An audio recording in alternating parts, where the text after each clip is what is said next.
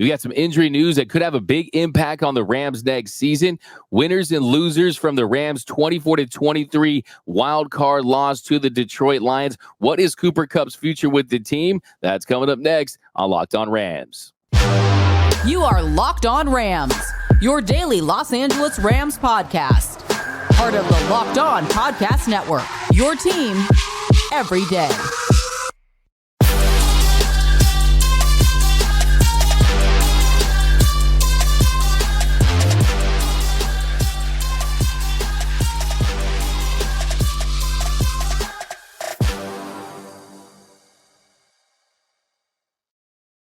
What is up, Ramley, and welcome to another episode of Locked On Rams, your daily podcast covering your Los Angeles Rams, free and available wherever you get your podcasts. Locked On Rams, part of Locked On Podcast Network, your team every day. Also, if you haven't yet, do us a huge favor, join the party and subscribe to Locked On Rams YouTube channel. Hit that subscribe button, hit that notification bell, hit that like button, and also drop all your Rams takes down below. What do you think the Rams should do with Cooper Kupp moving forward? Who are your winners and losers from the Rams' 24-23 wild card weekend loss to the Lions? Also, we appreciate all the love we've seen down there in the comment section. We really appreciate you guys rocking with us all season long. My name is Doug McCain. You can follow me on X and Instagram at DMAC_LA. I've been covering LA sports for over a decade, 24/7 Sports, SI, Dodgers Nation, now the Rams for Locked On. And as always, I'm joined by the Rams pre-half and post-game show host for the Rams flagship radio station, ESPN 710 LA. He just completed his 8th season covering your Los Angeles Rams, the People's Champ, Mr. Travis Rogers. You can follow him on X at Travis Rogers. And on today's episode, the final horns up, horns down of the season, winners and losers. We're going to continue to break down the Rams wild card loss to the Lions and what we can learn from it and how it can help us next season. Also, what will the Rams do with Cooper Kupp in the future? We got a big injury news to get into. But first, this episode of Locked On Rams is brought to you by LinkedIn. LinkedIn Jobs helps you find the qualified candidates you want to talk to faster. Post your jobs for free at linkedin.com/lockedonnfl. That's linkedin.com/lockedonnfl to post your job for free. Terms and conditions apply. Now, Travis, we're going to dive right into this one.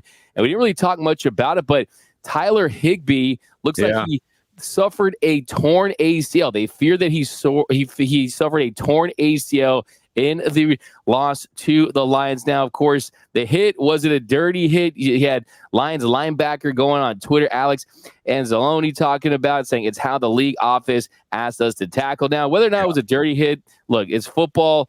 Injuries happen. And look, Tyler Higbee, he was actually the lowest rated player for the Rams to via PFF before that injury. And it's unfortunate he signed that extension a few weeks ago, and they're going to have to figure out a way to replace him. And I think Davis Allen did show some flashes, and he's going to get his opportunity early on next season. Yeah, Davis Allen is a really interesting player going into next season. I think that he really started to come on pretty strongly towards the end of the regular season. You saw him make a nice catch on Sunday night against the Lions as well. I'd love to go back to Higbee here for a sec. It's not a dirty play, but it's a super dangerous play, as we saw. I mean, it's a dangerous play in the simple fact that Tyler Higbee has a significant knee injury because of it. I've talked to a lot of NFL players, and without exception, they have all told me the same thing. They'd much rather get hit high than get hit low. And this is the result of the league, rightfully so. And I guess we could debate this if we want to about whether or not the league actually cares about guys having head injuries, but they certainly care about the perception of guys having head injuries. So they've tried to limit guys getting hit above the shoulders. And so if I can't hit you high, that doesn't leave me a ton of options. I have to hit you low. And a guy like Tyler Higbee, who's such a big guy in the first place, you're going to try to cut his legs occasionally. But I know the players would much rather deal with hits higher than lower. And unfortunately, Higbee, this is the worst case scenario, something like this, where he's going to miss a ton of time. I wouldn't be surprised if he misses, the majority of next season, if in fact it is as significant as it sounds. But I don't think it's dirty, because the league has basically told guys, this is how you got to get guys on the ground. You got to cut them. You got to hit them. You got to hit them low. And it's happening so fast. Maybe you're aiming for the thigh and you catch the knee, but I'm not going to hold the player responsible for that. Yeah, it's a bang bang play. When you see the replay in slow motion, it's just an unfortunate reality of this brutal, violent sport. And we saw Gallup, he tore his ACL in the division round last season. He was able to make it back 8 or 9 months. So hopefully he gets a speedy recovery, is able to contribute in some capacity next season. But look, Davis Allen, like you mentioned, he's someone that did show some promise. He got 2 passes for 28 yards. He had that 22-yarder on the 2nd and 6 to bring the Rams down to the 11-yard line. And with him suffering that ACL, Tyler Higbee, Davis Allen is definitely going to be plugged in there, and I think he's going to have a big impact. I'm really high on him moving forward. And look, he's just another example of this rookie class. I think we're going to look back years down the line and say, okay, this is what a big reason why the Rams were able to get right back into contending mode. And all that starts with Puka Naccua. So we're going to start with our first horns up. And this is a big one, of course. Puka Naccua, he led all Rams players with the highest PFF grade at 92.6. Now he finished with 9 catches for 181 yards, had a touchdown, had that 50-yard touchdown down the sideline. But I think the big concern is, yes, he was phenomenal. Yes, he stepped up. He stole the show once again, but he finished with 137 more receiving yards than any other Rams player. He's turned Cooper Kupp into a Robin at best. Tutu Atwell is the other guy that had a touchdown. He played like 8 snaps, right? Yeah. So the unfortunate thing is, yes, they found Puka Naccua. He's really turned himself into a household name, especially with fantasy owners. But I think moving forward, the big question is, what can you get from WR2? And that's one of my big takeaways from Sunday's loss. Yeah, I think so. I think you're right. I think that let's go back a couple of seasons. Let's go back to when Cooper Kupp was on the scene and he was the new guy that maybe nobody really knew. It's like, hey, what's up with Cooper Kupp? Why is he actually as good as it looks like? It turns out he was. He had a nice long run where he was a wide receiver 1 in this league. But one of the criticisms was Matthew Stafford gets locked in on him. They just, Jared Goff is only looking for Cooper Kupp. Okay, that's not a bad problem to have. And if that's what it is with Puka Naccua and he's still able to produce, I don't have a huge problem with it. The question becomes, and I think we probably saw it a little bit towards the second half of the season, is what happens when defensive coordinators say, all right, anybody but 17. We're not going to let Puka be the guy that decides this game. Is that where a player like Davis Allen next year can step up? Is that where Cooper Kupp can rebound? And I know we're going to talk about him coming up here in just a little bit. Do you keep Demarcus Robinson on the team? Is he your third wide receiver going forward? Do you take and run it back one more time with Tutu Atwell and hope that he can continue to get, incrementally better and more involved in the offense? Or do you just ride Puka? And I don't think any of these are bad options. I think Puka is going to be a really good player. I think that he adjusted to the adjustments, which we talk about so frequently. But to kind of bring this thing full circle again, I think the Davis Allen of it all is really fascinating. He showed tight end in a Sean McVay offense is exceptionally complicated. It maybe other than the quarterback, you're asking him to do more than just about anybody else. And that he started to get it towards the end of his rookie year, I think is a really positive sign. He's shown that he's an athlete. I thought a couple of catches that he made, one in the Baltimore game kind of stands out to me. The one he made against Detroit on Sunday night stands out to me, where the ball isn't exactly perfectly put on him, where he needs to reach and stretch and make an athletic play and continue to be able to run. I think that's exciting. I think that you're going to find Kyren Williams getting the ball thrown to him out of the backfield more and more. So as good as Puka was and as big as the questions are to get him some help along the way, there are some options there. And it starts with number 10. It starts with Cooper Kupp and what you get out of him. Absolutely, Travis. And you point out really the next step for being an elite player, where your greatness helps other players take their game to a next level because there's so much attention focused on you. And I think absolutely you're going to see that next season. I think heading into this one, the Lions, they knew that Matthew Stafford was going to try to beat them through the air, and they knew that Puka Naccua was going to be the biggest threat, yet he still was able to make so many catches, have such a big impact. Look, the only ball that he didn't catch, he was held on, right? You could have thrown a flag there on that 3rd and 14. What I love, too, is, look, yes, there's the physicality, the strong hands, his ability to just truck guys. He's bullying these veterans as a rookie out there, but it's really also the competitiveness and really the mental makeup that he has. I love after the game, he said he's not disappointed in the team and my teammates, but disappointed in myself. Travis, we are talking about someone that set another rookie record. He passed DK Metcalf for most receiving yards by a rookie in the playoff games. So he still is disappointing himself after that. That tells you a lot about the drive that this guy has and the standard that he holds himself at. Yeah, and it didn't seem performative. A lot of times you'll hear guys say stuff like that. You kind of roll your eyes like, come on, man. I know you don't. It didn't feel like that with him at all. It felt very sincere, so I'll give him a ton of credit. Like you mentioned, the one ball that was thrown his way that didn't get caught was the one at the end where there could have been a hold, a pass interference, take your pick. And I'm not a blame the ref guy. I've told myself I'm never going to be that guy, but let's talk for half a second about how big that call was. Because if that call is administered correctly, the Rams are on their way to Tampa to take on the Bucs for a shot to go to the NFC Championship game. Tampa took care of Philly. The Rams would be going to Tampa Bay.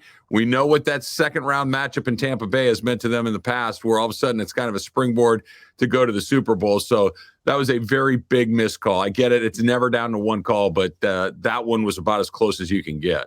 Absolutely. And yeah, that was a penalty. If that flag gets thrown, the Rams probably walk out of there with the win. Hey, that's why I said a few weeks ago, if I could pick any of these teams to play in the first round, in the wild card round, I wanted to play the Philadelphia Eagles. Yeah. I felt pretty good about that last night because the Philadelphia Eagles, they're absolutely lost. But coming up here in our next segment, has the Cooper Kupp era ran its course in LA? What should the Rams do with Cooper Kupp? We have more horns up, horns down. That's coming up next here on Locked On Rams.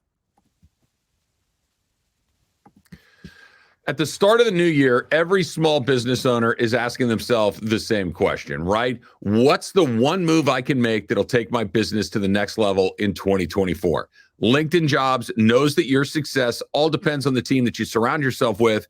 That's why LinkedIn Jobs has created the tools to help find the right professionals for your team faster and for free, right? Think about it as any other team. You get the right person in the right job, and it opens it up for everyone else, and you are off and running at your absolute best. That's what LinkedIn does. LinkedIn is not just another job board. It has a vast network of more than 1 billion professionals, which makes it the best place to hire. Hiring's easy when you have that many quality candidates. So easy, in fact, that about 86% of small businesses get that qualified candidate within 24 hours, right? The LinkedIn process is intuitive, it is quick, and it is easy. And it also knows that small businesses are wearing a ton of hats, so you might not have the time or resources to hire the way that you would like to. Post your job for free at linkedin.com/lockedonnfl. That's linkedin.com/lockedonnfl to post your job for free. And we are off and running here on Locked On Rams. Thank you for making Locked On Rams your first listen every single weekday. Free and available wherever you get your podcasts. Locked On Rams, part of Locked On Podcast Network, your team every day. Also, a special shout out to our everyday listeners out there. We appreciate you watching every episode on YouTube, listening to every episode on the pod. And you guys really are what make this thing go. We can't thank you enough. And definitely still lock in all offseason. Tons of stuff to get into. Is going to be such a fascinating offseason for your Los Angeles Rams, and you won't want to miss a thing. So be sure to stay tuned. But coming up here in our next segment, we're talking some Cooper Kupp. And our first horns down is Cooper Kupp. He ends up getting 5 receptions on 9 targets for 27 yards. And he just wasn't finding himself in open situations. This is someone who is probably not even close to being 100%. Look, no one in the NFL is at this point of the year. And really the big question is, what is his role moving forward? Yeah, I think this is one of the big questions they have going into the offseason, going into the next couple of seasons with Cooper Kupp. I want to start with something you said in there, D-Mac. My default setting as a human being is not optimism. Whatever. It's not. I wish it were. It's not. But I'm actually optimistic about Cooper Kupp, and here's why. You just said it a second ago. I don't think he ever felt right. I don't think he ever felt anything close to right. Think about what we saw from him this season. He did not participate in camp. He was on the injured reserve for the first part of the season. It was so bad, in fact, they sent him to see a specialist in Minnesota to deal with the hamstring injury, he says. When you can't find the right doctor in LA, that means it's something weird, right? That means it's something very specific that needs to be treated in a very specific way. He comes back, and he's okay in a game here or there. He had a couple of really nice games, but it wasn't Cooper Kupp like we've come to know Cooper Kupp over the year. And then after that brief little peak, we saw this soft slide into the second part of the season where he was, quite frankly, just a guy. That's a really sharp cliff for a guy that's that good of a player. And I can't help but imagine that it's due to health. I can't help but imagine that he just wasn't physically capable to do the things that he needs to do. Because, again, Cooper Kupp is much bigger, stronger, and more athletic than I think a lot of people wanted to give him credit for. But he's not just a guy that relies exclusively on athleticism and quickness and all these things. The fact that he couldn't get open led me to believe that he wasn't healthy. And the fact that Naccua was so good, it allowed them to go other places and not have to rely on him the way that they did and not have to force him the ball the way that maybe they have had to do in the past. I'm cautiously optimistic that with time, with an offseason, with treatment, with rehabilitation, that he can get back to most of the player that he's been in the past. If it wasn't that, and the Rams will know that as well as anybody else, then you have a much different conversation on your hand about what do you do from here? Do you try to move him? Do you cut him? Do you try to find a way to get some sort of value? Will somebody else find that he might be able to help them? Because, this is pro sports. Nothing lasts forever. And when it's time to move on, it's time to move on. And I'm sure somewhere that conversation's being had.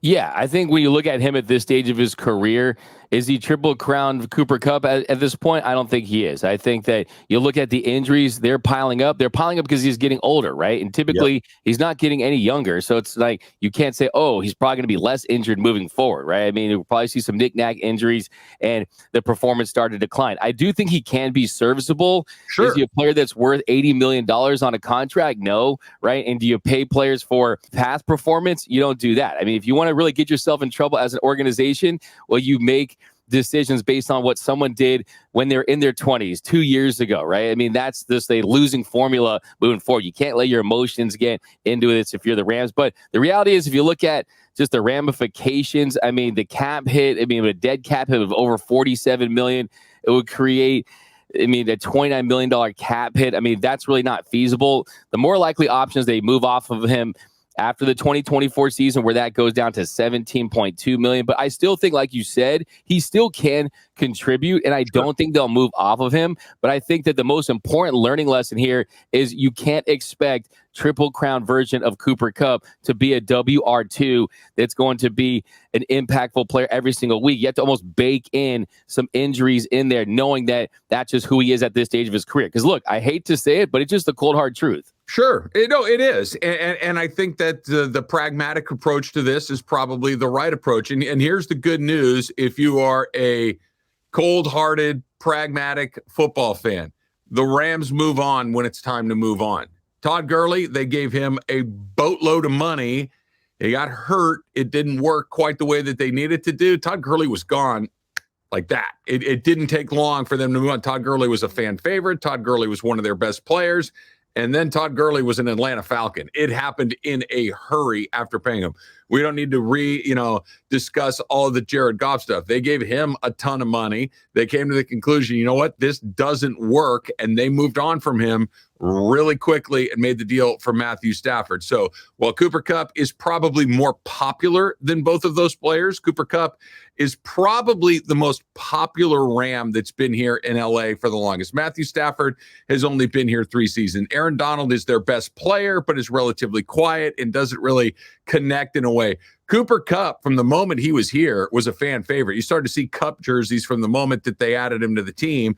So there may be a little bit more sentimentality involved in something like that, but I don't think it'll be a ton. And if you're one of these guys, like, look, when it's time to move on, it's time to move on. The Rams have proven that they're willing to do that, to make those hard decisions. And I think that they will if that's how they feel they need to do it. Yeah, it's a fantastic point. This Rams team, they know better than any organization in the National Football League how to get from under bad contracts. Not just Todd Gurley, you got Brandon Cooks, Jared Goff. The list goes on and on. I will say, when it comes to Cooper Kupp, I love me some Cooper Kupp. He's probably my favorite Ram since they moved to Los Angeles for what he did in 2021.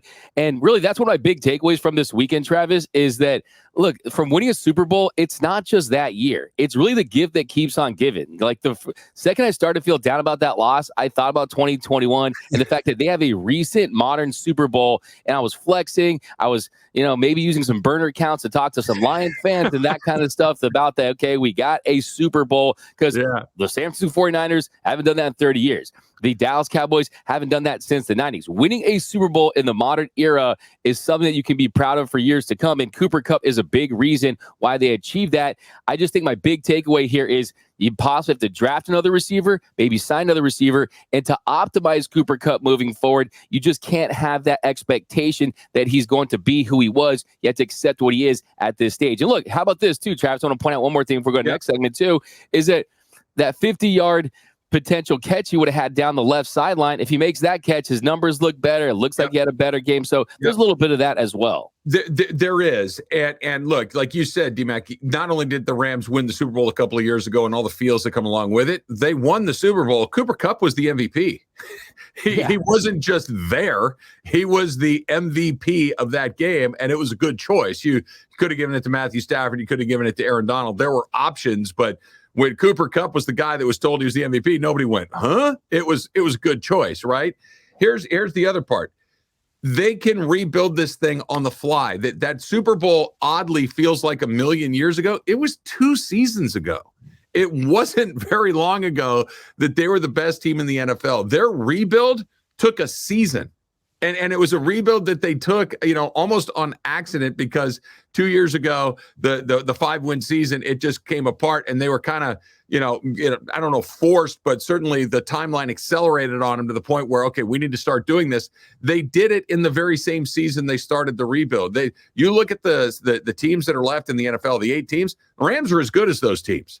The Rams can beat those teams, and they're going to be better next year than they are this year. If that includes Cooper Kupp, sure. If it doesn't, potentially, I think that's something that'll take a little getting used to. But again, all faith when it comes to this organization and the guys that are making those decisions, because so far for the last 6, 7, 8 years, they haven't missed too many of those big decisions.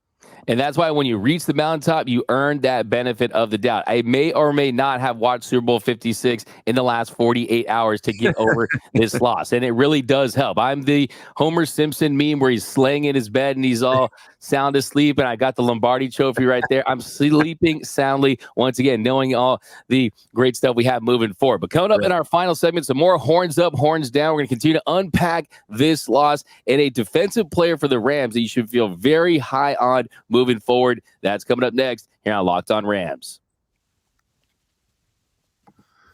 All right, let's talk about FanDuel, D-Mac, right? The NFL regular season is done, but the playoff season is still here, which means there's still time for you to get in on the action with FanDuel, America's #1 sportsbook. #1, not #2, #1. And right now, new customers, you get $150 in bonus bets guaranteed.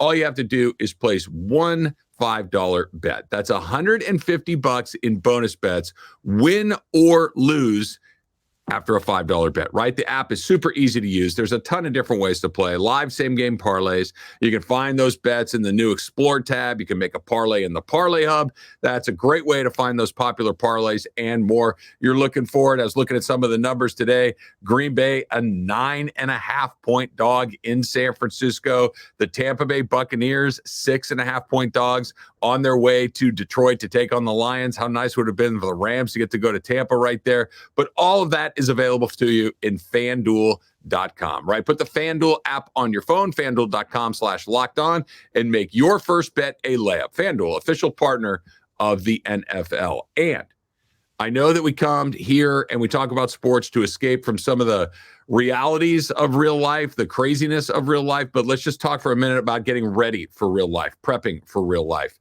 According to the FDA, pharmacies are running out of antibiotics like amoxicillin right in the middle of one of the worst flu seasons in over a decade. This, of course, is very scary, and I can't imagine a more helpless feeling than having somebody you love not have their medication because a supply chain issue kept them from getting what they needed. Thankfully, You're going to be all right. I'm going to be all right. We're all going to be all right because of Jase Medical. The Jase case is a pack of 5 different antibiotics that treat a long list of bacterial infections, illnesses, including UTIs, respiratory infections, sinusitis, skin infections, among others. The stuff that could happen to any of us. So visit jasemedical.com, complete your physician encounter. It'll be reviewed by a board-certified physician, and your medications will be dispensed by a licensed pharmacy at a fraction of the regular cost. It has never been more important to be prepared than today. So go to jasemedical.com, use the offer code locked on to get $20 off your first order. And welcome back to Locked On Rams. Thanks for making Locked On Rams your first listen every single weekday. Free and available wherever you get your podcast. Locked On Rams, part of Locked On Podcast Network, your team every day. So let's jump back into these horns up, horns down. For the horns up, we talked about him a lot yesterday, but some couple more thoughts on Matthew Stafford. He goes 25 of 36, 367 yards, 2 touchdowns. Now, Travis, if I told you he was going to throw for 367 yards, 2 TDs, no picks, you would have expected us to be against the Bucs this week in the next round, winning that playoff game. Unfortunately, it just didn't come down to that. Now, the big question I have for Stafford now is how much of these red zone issues, going 0 for 3 in the red zone, fall on Stafford? He goes 2 for 7 in the red zone for 7 yards. He targeted Cooper Kupp 4 times, and of course, none of those led to a touchdown. I wouldn't put that all on Stafford. I think it has a lot to do with play calling and the lack of running that we saw. We wanted to see more Kyren Williams down that red zone, and just it didn't happen. But he still had a phenomenal game. He had a PFF grade close to 90. He was outstanding. It's the first time he's ever lost a game as a Rams quarterback where he threw for more than 300 yards and didn't throw an interception. So it's just, you couldn't really ask for a whole lot more out of Matthew Stafford. As far as the red zone goes, I'm with you, D-Mac. I think that was a function far more of play calling than it was him not, making the right throws. I thought if we're going to be critical of one, it might be on that first down play, the 1st and goal from the 6, where Kupp's kind of peeling to the near pylon and he tries to fade it over the top. I think maybe if he kind of rips it in there, I think maybe that's a better shape of a ball right there, because it felt like Kupp had the guy on his inside. But we're getting kind of inside the numbers here. It just felt to me like you got to run the ball down there. You at least got to try it. I really don't have a lot of bones to pick with Matthew Stafford. He was great. He didn't turn the ball over. He put them in a position to succeed over and over and over again. Obviously, they didn't get those touchdowns, but if you could run that whole game back, I don't think I changed too much about Matthew Stafford.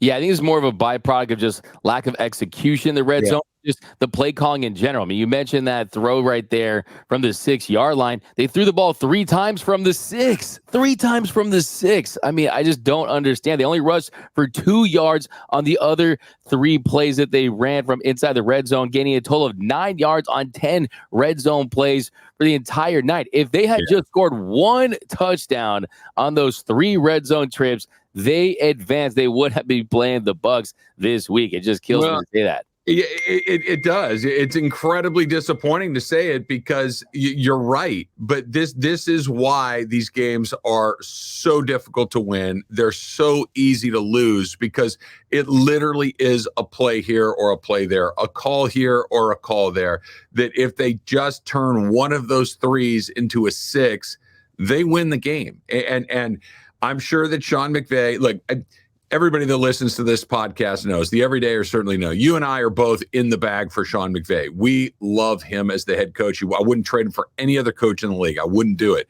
But I also think that he gets stubborn occasionally, and he wants to do it the way that he wants to do it. But that being said, he's not stupid. He will look at this. He will figure this out. I know that he's been here 7 years, and this has been kind of the bugaboo for him, timeout management, red zone play calling. But I do believe that the light will go on at some point and say, we're going to be a little more committed to the run game. I think he gets caught up in the moment to a certain degree. But if I have faith in anybody to get it right, ultimately, it's in Sean McVay. 100%. And how about this? One thing I love about that performance by Matthew Stafford is, one, it's very apparent that he's still got it. He's still got gas left in the tank. And when the news stories start to get light around July and there's nothing to talk about, and you got these writers that say, you know what, let's cook up a should the Rams trade Matthew Stafford topic, or the Rams want to trade Matthew Stafford topic. Hopefully we can go an entire offseason without having to deal with that, knowing that they have their quarterback. They have a couple more runs with Stafford and McVey, and Stafford's performance towards the end of the season in that playoff game where he was the better quarterback, overall talent. I mean, look at the big throws he made in this game. PFF gave him credit for 4 big throws, no turnover-worthy plays. I mean, he was really outstanding. The only bad throw he didn't make, I guess, was the one where he missed Cooper Kupp. But even then, I mean, he's the reason why the Rams were so close to winning this football game. And we're going to push the future horns up, horns down, the one on Ernest Jones. We have so much to unpack in this game, and we got all offseason to talk about. So we're going to push that too tomorrow. But yeah, Matthew Stafford, he still got it. I agree with you too. Still believe in Sean McVay, and I think that as much as he's accomplished early on, I think he will take some things from this game. I think you want to look at that timeout management. We'll spend a topic on that later this week. But that's going to do it for this episode of Locked On Rams. My name is Doug McCain. You can follow me on X and Instagram at DMAC_LA. And as always, you can follow the People's Champ, Mr. Travis Rogers, at Travis Rogers. And until next time, whose house? It's Locked On Rams house.